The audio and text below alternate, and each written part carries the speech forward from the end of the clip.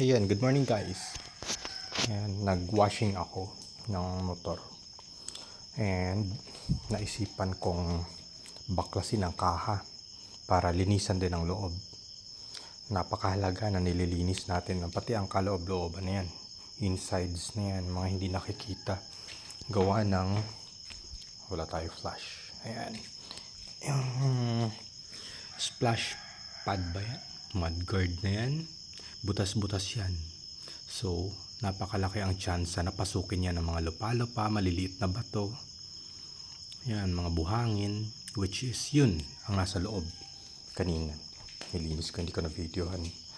At kapag madumi yan, lalo mga wires, yung mga tubes, yan, mga hose, I should say. Then, yung mga cables, nagkikiskisan yan. Yan ang nangyayari. Minsan, nagkakaroon ng malfunction, nagkakaroon ng warning. Yan, nagkakaroon ng mga error code. Yan. So, ito, nilagyan ko na siya tinanggal ko na dito yung nakadikit na rubber at pospos na. Halos kinain na nitong brake cable, itong plastic. At ewan ko bakit ganito ang disenyo nito, nag-hold lalo ng dumi. Yan. Then, yan, ganyan lang kalaki ang ganyan lang kaliit ang halos isang dangkal. Ganyan lang kaliit ang tangke. 5.5 liters. So, kasing laki lang ng tangke ng Click. Maliit. Kaya, kung mga nag-open pipe tayo or power pipe, sarap na sarap tayo sa tunog. Piga tayo ng piga, nasasarapan. Yan, ang bilis man. Ang bilis sa ubos ang gasolina. Labas ng labas ang VVA. Yan. Now, yan lang mga minor care sa unit natin. Kasi kung washing ng labas, malinis nga ang presentation. Pero, naman, sa loob naman, hindi naman natin kita. Ganun pa rin. Then, pagdating sa plaka, yung dating template ko, ipinatong ko yung bagong issued na plaka para solid siya. Yan, para solid at walang tsansa prevention lang sa punit. Marami di bang nadadamage ang plaka. Kasi itong plaka natin made of thin aluminum na in case may dragging or sa vibration ng motor, since tapaludo to, nagalaw-galaw, dyan napupunit ng napupunit ang plaka. And ingatan natin at wala nang nabibili niyan. Issued yan ng LTO. Yan. Then dito papansin nyo, ito pala 3 years old na to guys, na unit ko. Ayan, ganyan kadumi. Dun sa kabila napunasan. Maraming mga bato-bato yan dyan. Di ba? Di ba? Talunan. Sobrang dumi. Pupunasan ko yan. Linisan, ma-check. Lagyan ulit ng grease itong mga clips. Yan. Ito nga pala, by the way, nagsuffer na ito ng error code. And kapag nagkaroon kayo ng same issue, error 12 na yan, I should say. Sorry. Hindi naman talaga siya nakakakaba. Basta alam nyo lang ang gagawin. Commonly error code, itong kulay pula na wire, bakit nasa labas at ito sa loob, sunog na yan. Nasunog yan, binano ko lang, drenas ko. Ito kasi na parang cover, itong rubber jacket na to, nakatihaya yan, parang imbudo lalo. Parang lalong sinasalo niya ang dumi at ang tubig. Bakit nagkakaroon ng error code? Kasi ang Aerox from stator to ECU nakasakit. Pinaka-cause niya is loose connection. Through vibration and through dumi, nagkakaroon ng naglo-loose connection. Lalo na itong wire na to. So pag loose connection, kahit sa electrical, diba? Kahit sa bahay, pag loose connection, umiinit ang wire, nasusunog in the long run. ano lang ginawa ko, ito hininang ko lang. May soldering iron ako, may soldering lead, and soldering wax, napakahalaga para kumapit. Yan, kinapitan ko lang ng wire na THHN, yung pangbahay. Yun lang. Wala na, 3 years na ang ko ngayon. Mga 1 year old ata ito nagka error 12.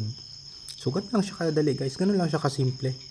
Compare sa ibang mga mapapansin natin sa ibang mga video na halos tinitreat nila as sobrang issue at sobrang laking problema kapag nag-error 12. No guys, basta alam natin, ganoon lang siya kasimple.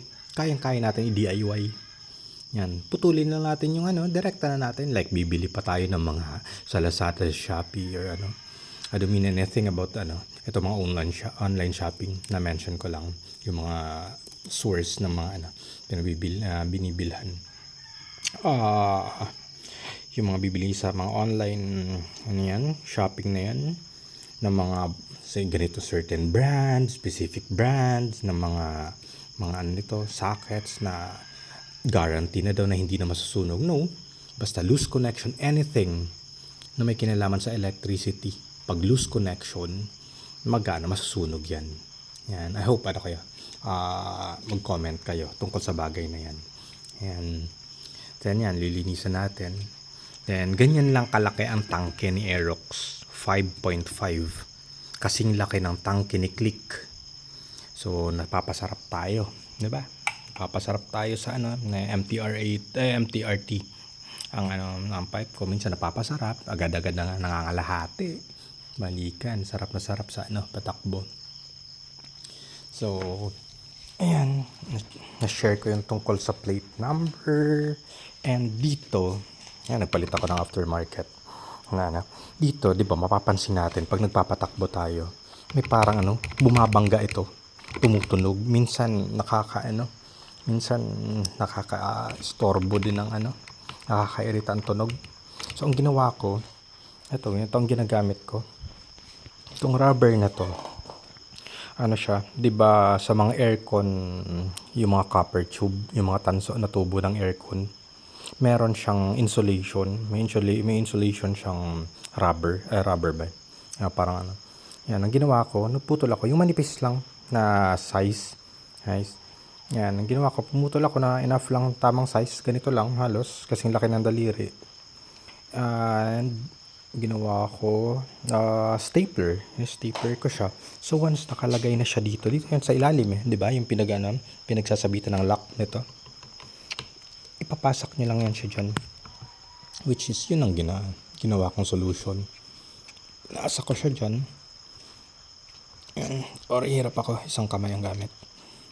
Yan. So basta nailagay na siya dyan ng maayos. Yan.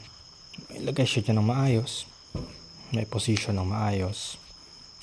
Wala na yung tunog guys.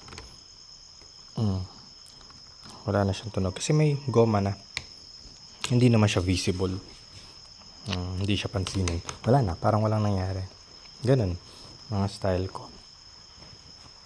And ano pa ba pwede natin basta yun, proper lang, simple care lang. And mag-DIY kayo ng pag-detailing sa unit nyo. Mahalagang nalilinisan dahil tumatagal ang gamit ng maayos. At naniniwala naman ako na ang gamit natin ay may buhay. At dito nakasalalay habang kapag nag-drive tayo, dito na natin itinitiwala ang buhay natin. Basta maayos ang natin, disiplinado tayo sa pagmamaneho. Yan, mga found out ko.